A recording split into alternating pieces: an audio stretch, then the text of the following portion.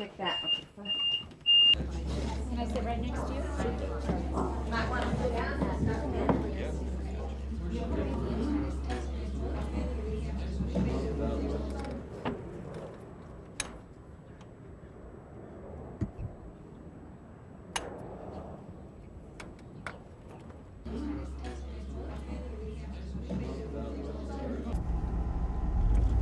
Here we go.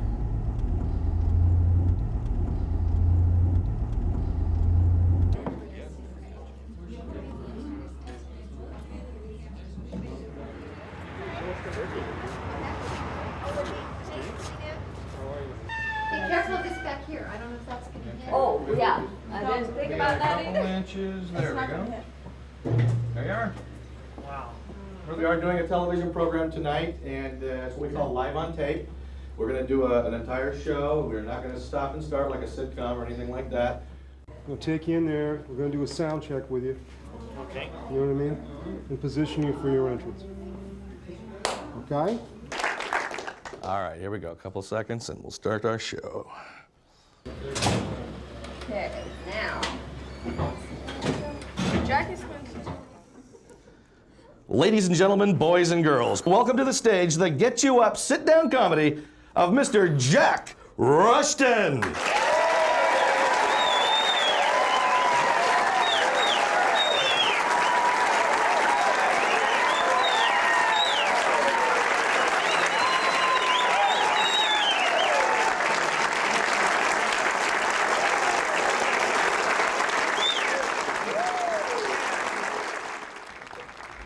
You know, all my life, I wanted to be able to do one thing better than anybody else and was very unsuccessful.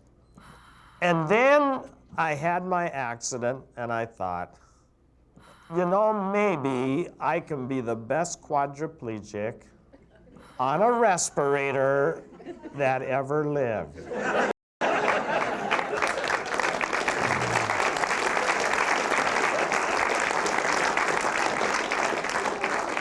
And then, wouldn't you know it, Christopher Reeve goes out and breaks his neck.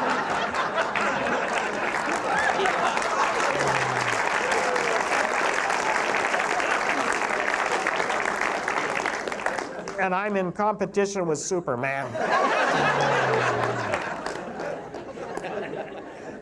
I worry a little bit about how I'm going to be perceived by others when, especially when I go out in public. I like to wear a ball hat almost everywhere I go because my head's very sensitive, but Joanne will hardly ever let me do it. She says it makes me look too conspicuous.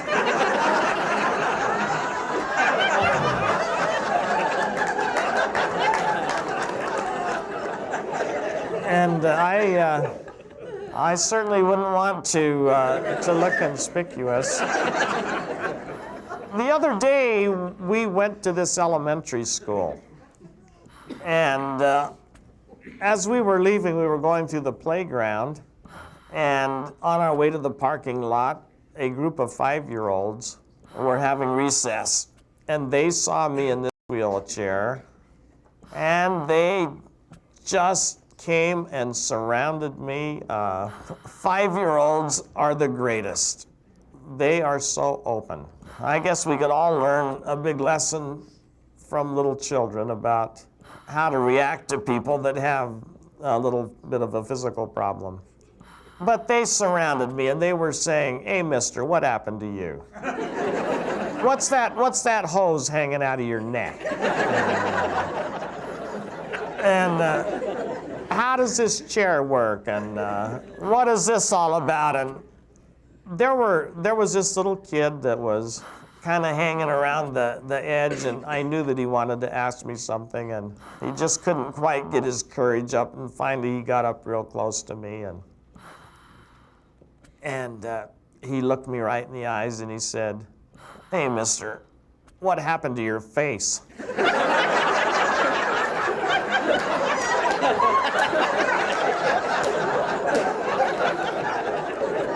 And I thought, my face? I thought it was the only part of me that even halfway worked. And I tried to run over the kid.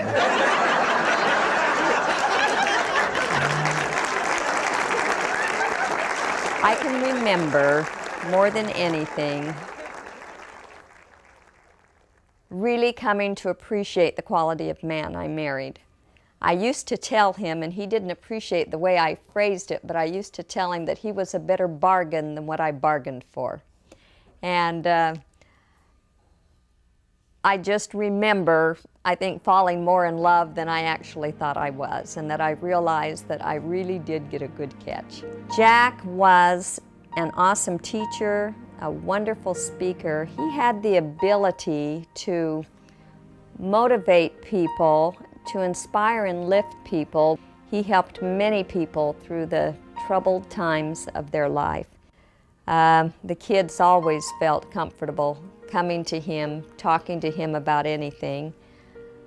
He was very close to the children. He just loved doing things with his kids. He is a person that I have looked up to my entire life, that I have a person whose attributes I have desired to have in my life.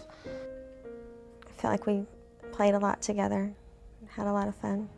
I just remember my dad somehow found time to do things with me individually. Although he was working and I had other brothers and sisters, you know, I just remember a lot of moments where it was just me and him. I always wanted to be a loving, great, sweet, kind, soft-spoken woman, but I was probably a pretty strong mom. You know, growing up, my mom ruled the house many times with an iron fist. You know, I can't think of how many times she was dragging me into the backyard on a Saturday saying, "No one will ever say that my son doesn't know how to work." I know what type of personality she has, and she's a very strong individual. There was a lot of love in our home and a lot of family time spent together. You know, we were just so blessed with such great families, and that we'd never had a tragedy in the family, and I was commenting on how wonderful that was, that all these bad things happen to other people, and we're so lucky that nothing like that has ever happened to us. Life was just good. It was very special. It was our anniversary, our 25th anniversary, a real milestone in our life.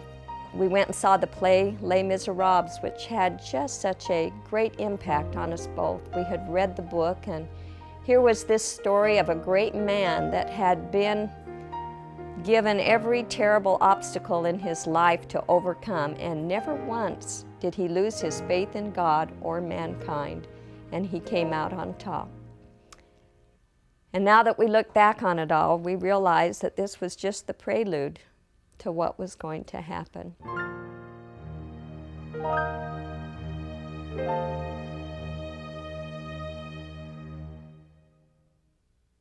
That day at the beach, we had found a very secluded spot where there wasn't even a lifeguard. And Jack had gone out into the water and came back, and he was kind of cut up. And he said, "It's kind of rough out there, and I don't think we're going to come here tomorrow. We're going to go down there where the lifeguards are."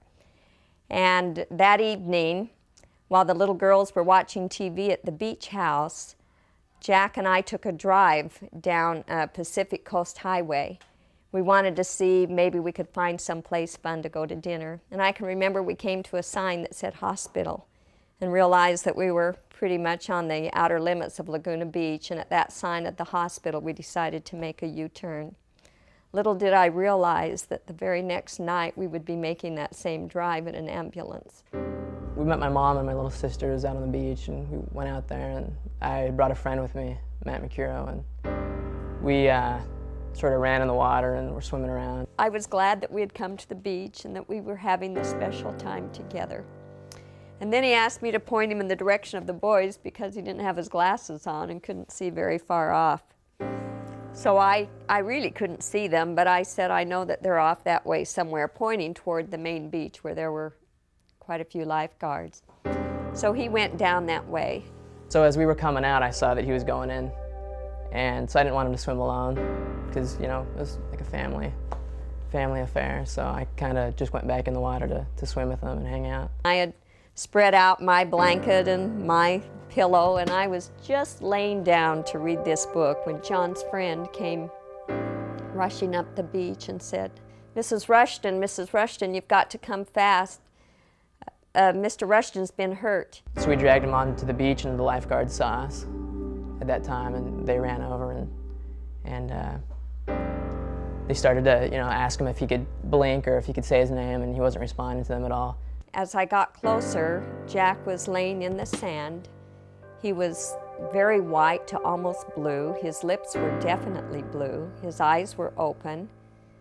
I knew that he was not focused and really couldn't see anything. And I thought immediately he had had a heart attack. And then when she saw that, my dad was on the ground and that they were going to apply the, defibrillators to him, she basically just about fell down, and I had to, hold her. I can remember saying, please, Heavenly Father, let him live, let him live. I don't care how, just let him live. So I was basically just kind of standing there holding my mom, trying to keep her, away from the paramedics so they could do their job. And so, it seemed like a long wait.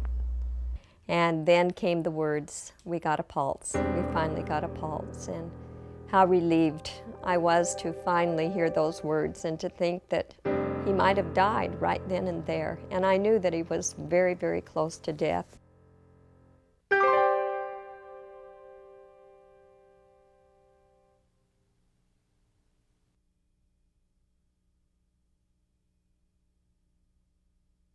I got a phone call from Jack's son, John, and he said that his father had been in an accident while he was body surfing and had been taken to a hospital in Laguna Beach, and it was very serious, and could I please come? Mom called, hysterical, and my husband answered the phone and screamed something out about my dad. She still wasn't sure what was going on with him, and I remember my husband just looking at me and wouldn't even tell me. It's hard to comprehend that being hit on the head is going to result in events that are going to alter everybody's life. When I heard about Jack's accident, it was very hard for me to absorb it. It just wouldn't go in, it wouldn't compute. I did not believe that something like that could happen to Jack. Jack regained consciousness. He had been unconscious the entire time. And they let us see him for just a few minutes. Perhaps the most difficult thing about the whole situation was the one person you'd want to be with you or to take charge in a situation like this would be Jack. But he was the person who was injured. We knew that he was coherent, that he had not suffered any brain damage, which of course they thought was a definite thing that might happen because he was without oxygen for so long. So it was a great relief. We did learn at the time that he was paralyzed. He could not speak. These, of course, were things that we believed were temporary. The thing that upset me the most, more than anything else, is the fact I might never hear my brother's voice again. I don't know why that upset me so badly. The idea that he couldn't move or that he was paralyzed, it was almost like I didn't think of that. What I really thought of was I'm never going to hear his voice again. And he had recently called me on the phone and left a message, and I'd erased it, and I was just kicking myself for that. A million thoughts ran through my mind, as I'm sure they were through everybody's, in particular Joanne's and Jack's, but just what this was going to mean, and what the future would would hold, and just how much we were pulling for them. I didn't know if he'd be able to speak again. I didn't know how long he would live. I didn't know the extent of the paralysis. And I could just remember saying to my mom and crying, I want my life back. I want Jack back in bed with me. Why can't it be just like it was? Why did this have to happen? I know that life is fragile, but out of anybody you'd think that something would happen to. I did never expect it to happen to Jack. You always wonder why bad things happen to great people. Sometimes you wonder whether it's because great people can handle it. Jack and I were both runners, and every day I ran, Jack ran with me. I just knew beyond any doubt at that point in time that Jack would run again with me. But as he lay there, he looked at me with these big eyes that seemed to just say everything. Oh, Joanne, how did we ever get into this mess? What has happened? You know, what will become of us? And I could just read it all in his eyes. And I do remember rubbing his head and just telling him I loved him and that things would be fine. I started asking myself questions like, you know, how could this happen to our family and why? And, you know, probably like everybody else did, was asking those types of questions. About 2 o'clock that afternoon, as all of our friends and family were gathered in the waiting room outside of intensive care, Dr. Moffat, the neurosurgeon, came in to give us the results of the MRI that was taken the night before or early that morning. And I can remember him pulling up a chair and sitting down and trying to explain to us about the spinal cord. And at that particular time, he did not use a lot of medical terminology, but he made it very clear that Jack had severed his spinal cord at such a high level that he never ever would be able to breathe on his own again. He never would be able to speak again. He never would be able to eat again. And more than likely, it would be impossible for him to live at home. He just kind of almost flippant said he'll never walk again. He'll be lucky if he lives a year. I remember being angry, not so much at anyone in particular, but just that, you know, my parents' life seemed so set and so perfect, and I knew everything was going to turn upside down.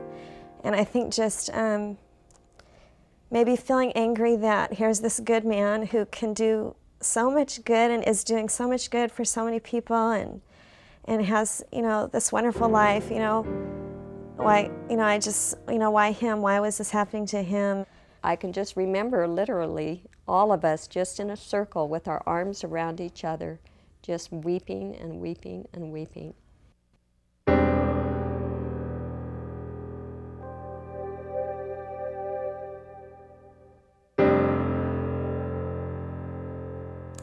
We stayed at the Mission Trauma Center for about 2 weeks, and of course it was just that, a trauma center. It was not a rehabilitation center. And in the meantime, we had found a place for Jack to go where he could rehabilitate.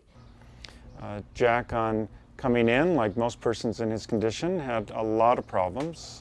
Been on a ventilator for during all the acute time, and sometimes was without hope as far as what could be accomplished for him. And part of rehabilitation is to return that hope and really have a vision of what can be done with the person and then move towards that vision. There just seemed to be so much going on. They had us into training classes to learn how to do different things for Jack and for Jack to learn how to do things for himself. I can remember them trying to get an electric chair for him. And I said, why does he need an electric chair? He can't do anything. I mean, I'll just push him everywhere he goes. And they quickly taught me, no, Jack will be self-sufficient. You will see. I can't even conceive of what it must have been like to lose all your motor faculties and be stuck with lying in a bed and not being able to move and do the things. You know, Jack is an athlete. And it's like, I don't know what it's like, but just not to be able to go out on the court anymore, to see the guys that you used to play ball with, and then you just can't do it. He must have suffered very, very many lonely and difficult times, and he remembers my trying to buoy him up probably better than I do. To me, that whole experience at Rancho was sort of like a long dream. Jack's adjustment was good. His family support was absolutely magnificent. Joanne was always there. And during that time, he could not speak. We understand now that they had on him what is called a cuffed trach, meaning that it allows no air to escape in any way except out through the exhalation valve. And because of that, no air ever goes close to the vocal cords. And in fact, we had a very caring speech therapist that took a very special interest in Jack, and she wanted Jack to be able to communicate with us in some way. So she brought a little mechanical device with her.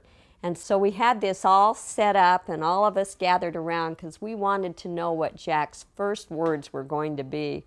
Oh, this is terrible. How will I ever endure this? Or so good to see you. We didn't know what they would be. His first words to the doctor was that he wanted some tortillas and frijoles. He wanted to be able to eat. I can remember the look on Joanne's face when she heard his voice. And at that point, I had just a confirmation that he was going to be a great inspiration to many people, because being able to speak, he is a very humorous person, but he uses humor in a way that teaches us things.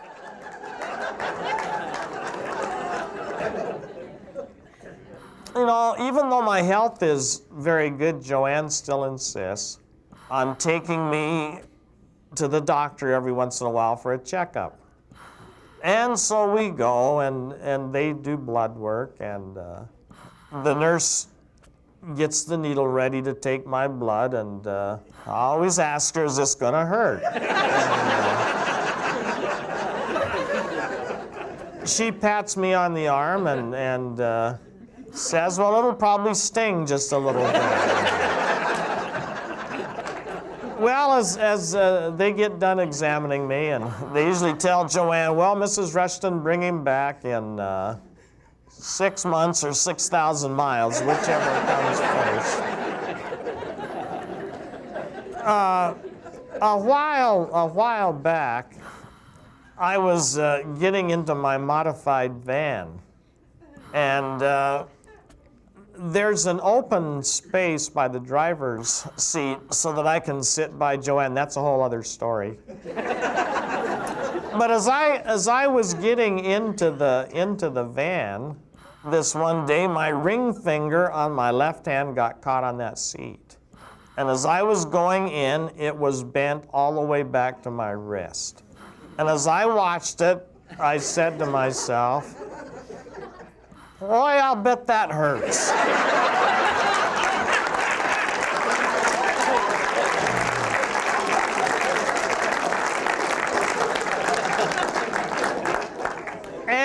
And sure enough, it got all black and blue, and it got all swollen up, and so Joanne says, we gotta go to the doctor. And we went to the doctor, and they took an x-ray, and we're sitting in one of those little rooms they stick you in, and the doctor came in with the x-rays in his hand, and he didn't really look at me that closely, and he said, well, Mr. Rushton, you got a fractured finger, and we're gonna have to immobilize that finger.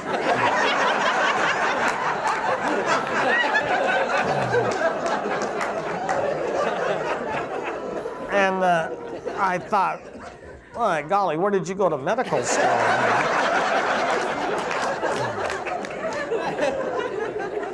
Well, after assessing the situation a little bit, he knew he really couldn't do a whole lot with that finger. So he said, let me check your heart and lungs for you. And he got his stethoscope out and warmed it all up before he put it on my chest. And then he said, take a deep breath and hold it.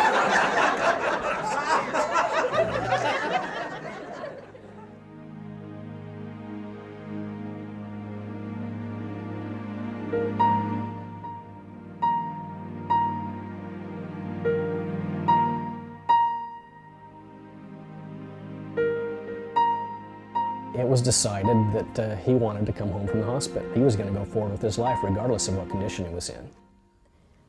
I thought about our home. It was a lovely home, but all of the bedrooms were upstairs. The living space downstairs was not adequate to create a room for Jack. So we thought, you know, we're going to have to move. We were told that they would probably have to move, and we thought, there's no way. They can't move. What can we do to be able to make them be able to stay here? We pooled our resources. Paul and I sat down with Joanne and tried to figure out what we could do and had some preliminary plans. And they had mentioned to me that they would like to build onto our home. And I said, oh no, that is something that we could never expect.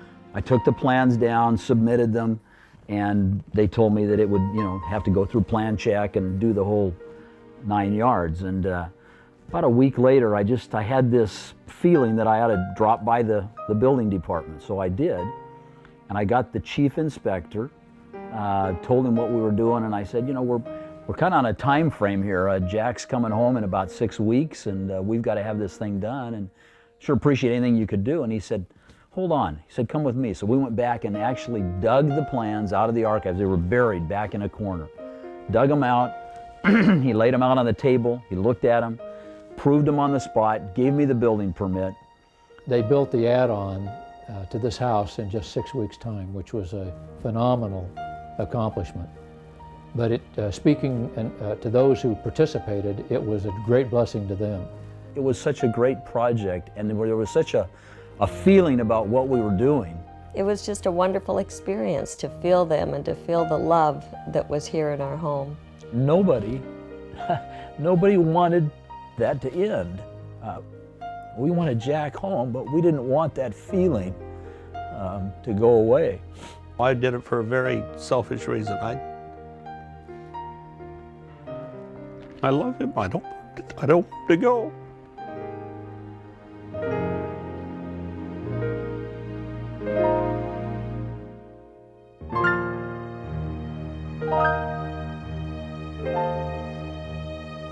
The day Jack came home is a memorable day for all of us, a much anticipated day. The street was literally lined with people. I'm guessing there was 150, 200 people who were here. I knew, of course, all the people would be there, but I hadn't told Jack. And I wasn't even expecting what I saw because huge banners and signs had been made. And all the people were lined up along the streets, and as we turned the bend, Jack could see them. And of course, it was a very tearful moment for him to see all of these people so excited for him to come home. As they wheeled Jack down the walkway, one of the first things that he saw before he could even enter the house was this door. Kelly Fleming, one of the ladies, a good friend of the Rushtons, she took that door, and on the back of it she wrote, "This is the house that Jack's friends built." And it had the signature of all the people that had helped, whether it was bringing food or hammering or cleaning up or digging in the dirt. It didn't matter. Everybody's signature was on there. And it was just a wonderful moment. I don't think anybody had an idea of how that would affect Jack or any of us. It was just good to have Jack home, to be a family again, to all be under one roof after 6 months, and it didn't matter that he was even in a wheelchair or paralyzed or anything. We were just together again.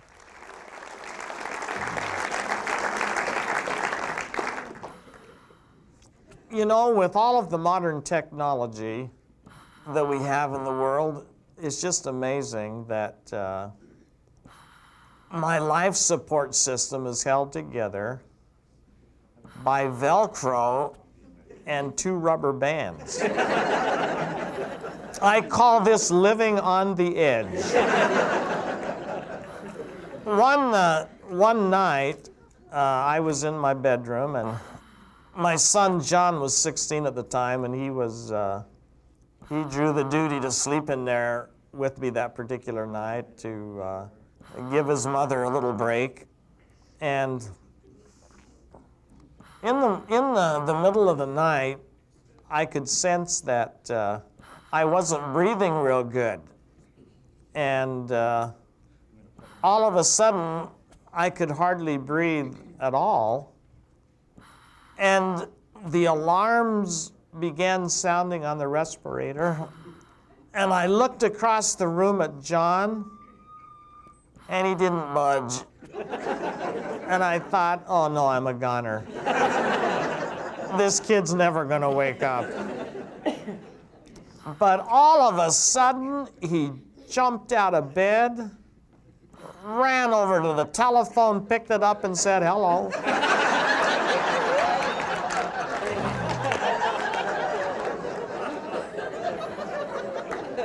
And that's why I call it living on the edge.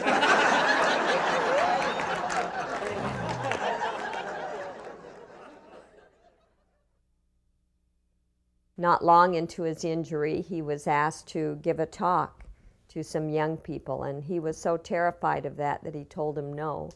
And this man that had asked him, a great co-worker, was so determined that Jack could do this. He said, "Jack, I'm putting your name on the program, and I hope you're there." So we pulled together a talk, and Jack went, and it was exhilarating for him, far more than he ever thought it would be. And from that point, other people began asking us to speak. And so I would go and tell the story of the accident and how we were adjusting as a family. Then Jack would relate in these same talks things that he had learned since this accident had happened to him and the things that were important now to him in life. We could go to church and he could teach a class, or we could be out with another couple, and Jack would, so to speak, come to life.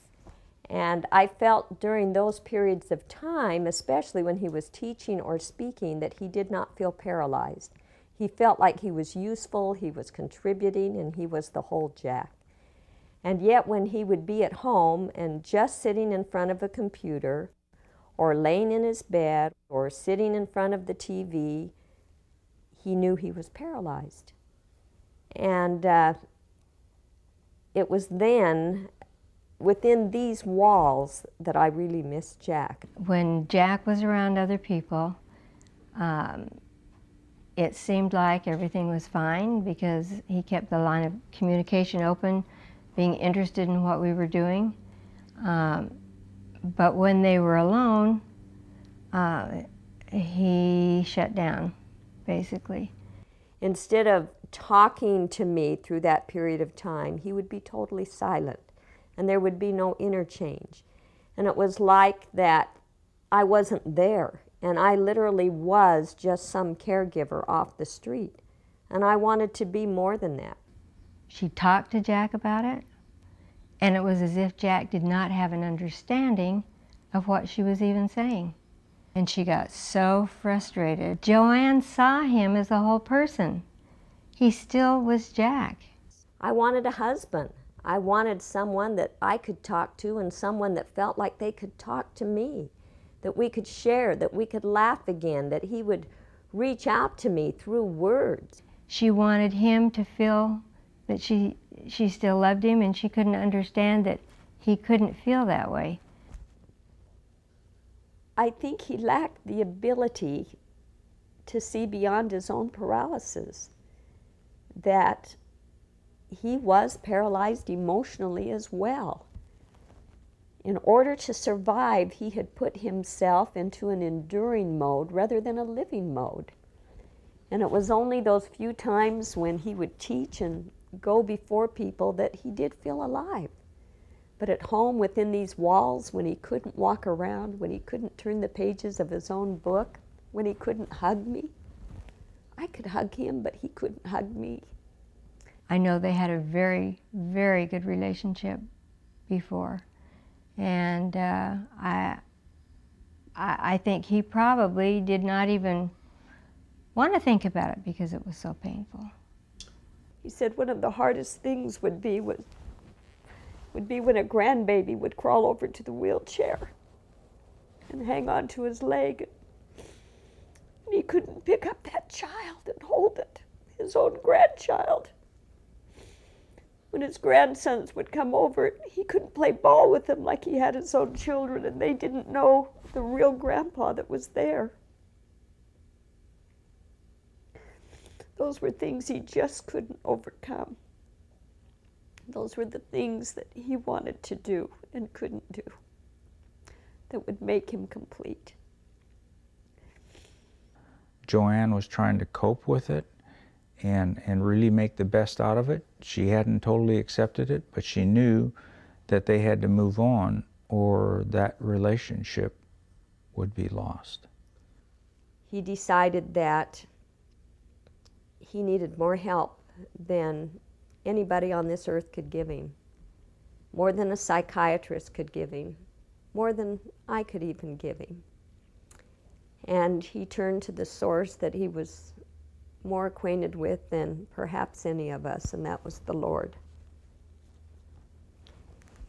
And he prayed to the Lord to let the Lord see him, how he really was.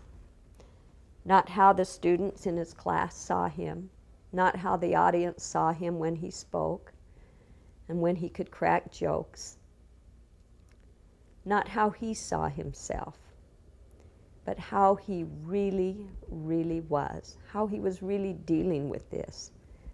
The Jack that he honestly was, the Jack that I saw. He wanted to know what would make me feel the way that I did towards him. And he said it was a very revealing weekend, that the Lord allowed him to see himself as he was. And even more than that, though, that the Lord gave him a new heart.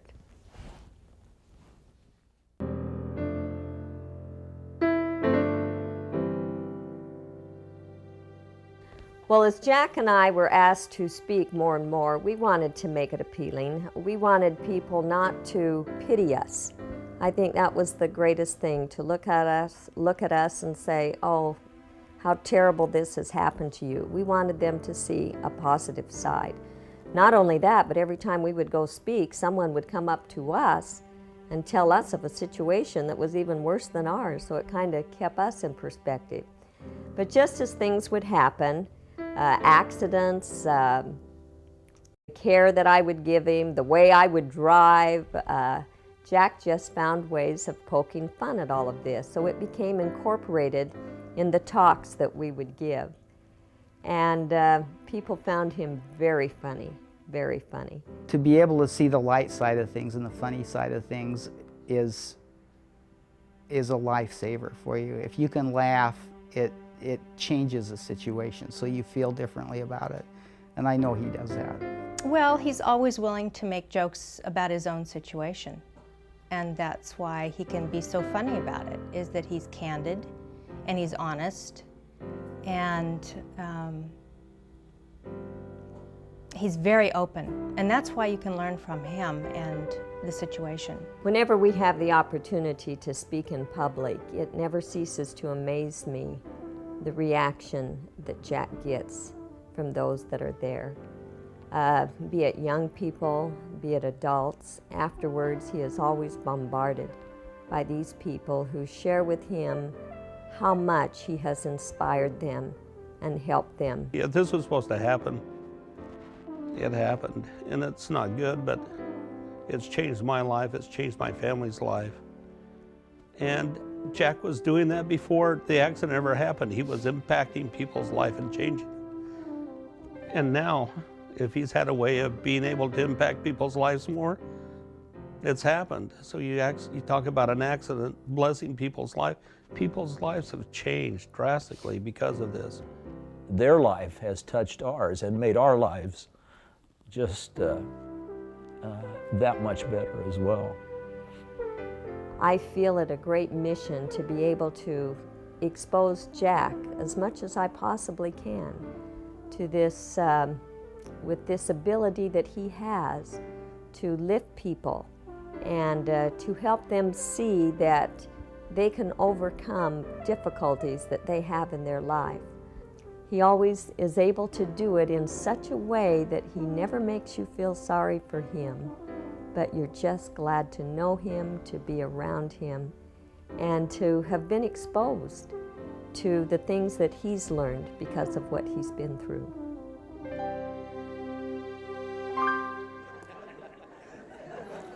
Well, I want you to know tonight that being a quadriplegic isn't all that it's cracked up to be. Oh, sure, I get the best parking places. And I get real good seats at the stadium. I get a lot of attention as I drive my wheelchair down the sidewalk. But it's got its downside. For example, I never used to worry about flies.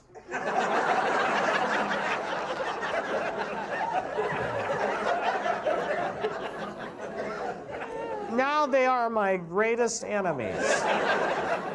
They look like huge dive bombers coming. And all I can do is puff at them and wrinkle my nose until somebody decides that they're going to come and help me out. You've heard of child abuse and spousal abuse, and I've invented a new category that I call quad abuse. Let me give you some examples. Every morning, my wife and another woman get me ready for the day. It takes about an hour and a half.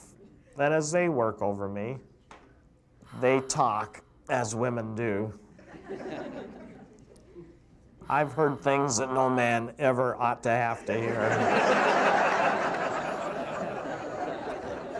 And then they get to the point where we have to decide what I'm going to wear for the day. And Joanne says, Jack, what would you like to wear? And I tell her, and then you know what she does? She puts on me whatever she wants. And I can't do anything about it. And the bad thing is that everything has to match. My oldest son, Mike, says, Dad, when you get ready to go out the door, you look like you're ready for preschool.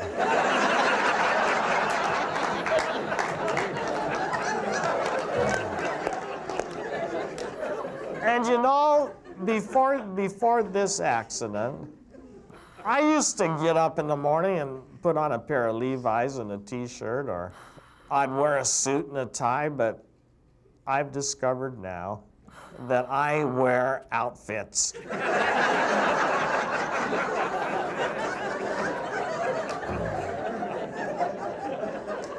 And Joanne goes out shopping for outfits for Jack. And I tell her that it's not very macho, but that's kind of the way it is. And I call that quad abuse.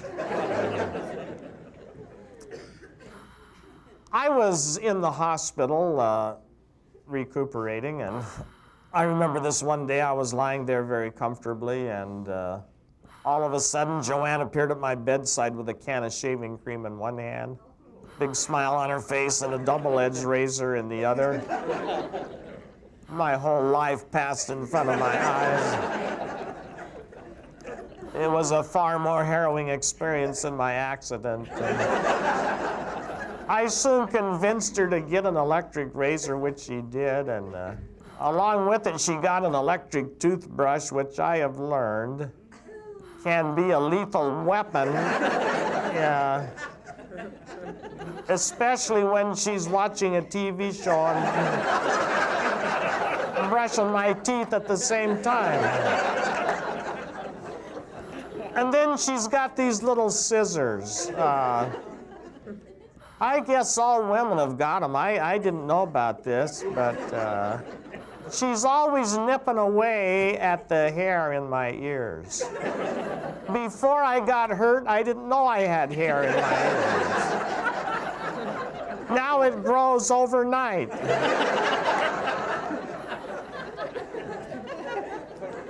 Well, I've got an older brother, and he's just a little older than I am, and he's the one that taught me how to play baseball and basketball and football, and we've been real close over the years. And about a year or two after the accident, we were visiting, and he's very open with me, and he said, Jack, now that you can't do anything, what do you like to do the most? And I, without even pausing, said, I like to breathe. I have found very few things that can compare to that. Everything else is sort of icing on the cake. Well, there's many stories, I'm sure, that I could tell you about this new lifestyle and some of the things that it brings with it. But just for a minute or two, I would like to share with you a couple of lessons, things that I have learned as a result of this experience. I didn't make up what I'm going to say next. I wish I had of. It's very good and it's very true. I've either heard it or read it somewhere, but it goes like this. In all of our lives, pain is inevitable, but misery is optional. I know that to be true. All of us, before we get through this mortal existence, are going to suffer pain of some kind. The death of a loved one, a major sickness, something will happen that will bring with it its challenges. That goes without saying, it is inevitable. But misery is optional. As a young man, I read a book that had a profound impact on me called Man's Search for Meaning. The entire book can be distilled into a couple of thoughts. Every freedom can be taken from an individual. Even the freedom to move your body. Viktor Frankl was talking about prisoners locked up in a cell. Everything can be taken away but what he called the ultimate human freedom, which is this: to choose one's own attitude each day of one's life, regardless of the outward circumstances. And nobody has the power to take that freedom away, nor does any circumstance. Yes, one's body might be paralyzed, or one might be cast into prison, or whatever the circumstances of life may be. But we have the ultimate God-given freedom to choose our own attitude each day. And we can choose to be happy and make those about us happy.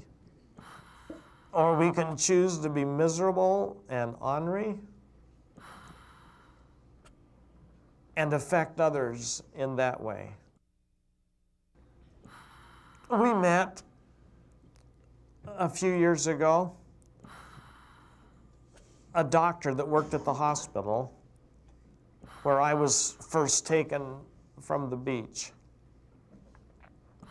at the time of my accident. He wasn't on duty when I got there and didn't come on duty until after I had left to go to the trauma center a few miles away. He was so excited to see me as he introduced himself. And he said, "I'm so excited. I can hardly wait to go to the hospital tonight and talk to the other doctors and nurses and to tell them that I've seen you and how well you seem to be doing." He said that night that I came on duty after you had been transferred to the trauma center, the doctors and the nurses were standing around and they were visiting. And they were talking about you and what had happened, and there was a general feeling of how glad they were that your life had been preserved. And then a nurse said, "But I wonder if we really did him a favor. Look at the quality of life that this man is going to have." And I told the doctor, "When you go to work tonight, would you take a message from me to your friends at the hospital?" please tell them that they did me the greatest favor that anybody could do for another human being in preserving my life. And please tell them this: it is good to be alive. And so it is. It is good to be alive. It's not good to be paralyzed, but it's good to be able to still be with my family, to have seen the birth of 8 more grandchildren, to see my children doing the things that they're doing with their lives, to be able to be just near Joanne. And because of my situation, I cannot do one single thing for myself. And each day of my life, I experience almost hourly the love and the service of my friends, and especially of my family. And in turn, I'm able to be of some value to them, to still be a companion to my wife, to be able to be a friend and a counselor to my children, to be able to visit with them, to counsel them, and to feel that they value that counsel. And because of Jules gathered earlier, to still be of service in my church, and to be able to teach. I tell my students I'm the most laid-back teacher that they will ever come in contact with. I don't write on the board. I don't show visual aids. But we have a great experience, and I value that. And 1,000 other things that I could mention, but won't. Life is a gift. How wonderful it is to still be here. I was on a talk radio show a couple of years after the accident, and the moderator said, "Jack, what brings you the most peace? To believe that God brought the wave that broke your neck, or to believe that it was just an accident?" And I said, you know, I probably haven't spent 5 minutes thinking about that question. I simply do not know why these things happen, and it matters little to me. I don't know why people get cancer and little children die, and all of the tragedies, man's inhumanity to man on this earth. I don't know why a lot of these things happen, but I know only one thing for sure. There is a loving, kind God, a Heavenly Father that cares about us as individuals.